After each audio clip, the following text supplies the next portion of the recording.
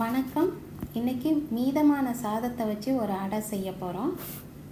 இது மாதிரி செய்கிறதுனால உணவுப் பொருள் வீணாகிறத தவிர்க்கலாம்.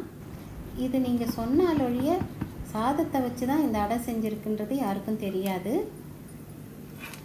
இது சாதம் மொத்தமாக உருமாறி அடையாக புது வடிவம் எடுக்கிறதுனால இது இன்ட்ரெஸ்டிங்காகவும் இருக்கும், சாப்பிட்றதுக்கு நல்ல டேஸ்ட்டாகவும் இருக்கும்.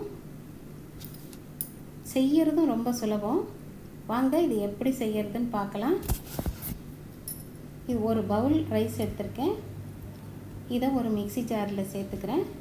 இதை அரைச்சிக்கிட்டு வந்துடணும். இதை அரைக்கும்போது தண்ணி எதுவும் சேர்க்க வேண்டாம், தேவைப்பட்டால் ரொம்ப குறைச்சலாக சேர்க்கலாம். இதை இப்போ அரைச்சிட்டு வந்தாச்சு. இதை ஒரு பாத்திரத்தில் சேர்க்குறேன். இதில் ஒரு 4 டேபிள் ஸ்பூன் அரிசி மாவு சேர்க்குறேன். தேவைப்பட்டால் பிசையும் போது அப்புறம் கொஞ்சம் சேர்த்துக்கலாம். அதில் 1/2 டீஸ்பூன் மிளகு, 1/2 டீஸ்பூன் ஜீரகம் சேர்த்து பொடி பண்ணி வச்சுருக்கேன். அதையும் இதில் சேர்க்குறேன். இதுக்கு தேவையான அளவு உப்பையும் சேர்த்துக்கிறேன். இது எல்லாத்தையும் சேர்த்து நல்லா கலந்து பிசைஞ்சிக்கணும். இப்போ இன்னும் கொஞ்சம் அரிசி மாவு சேர்க்குறேன். இன்னும் ஒரு 2 டேபிள் ஸ்பூன் சேர்த்துக்கிறேன்.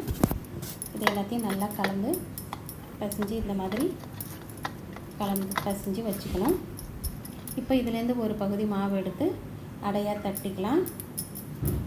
இந்த மாதிரி அடையாக தட்டிக்கணும். இப்போது தோசைக்கல்ல காய வச்சுருக்கேன்.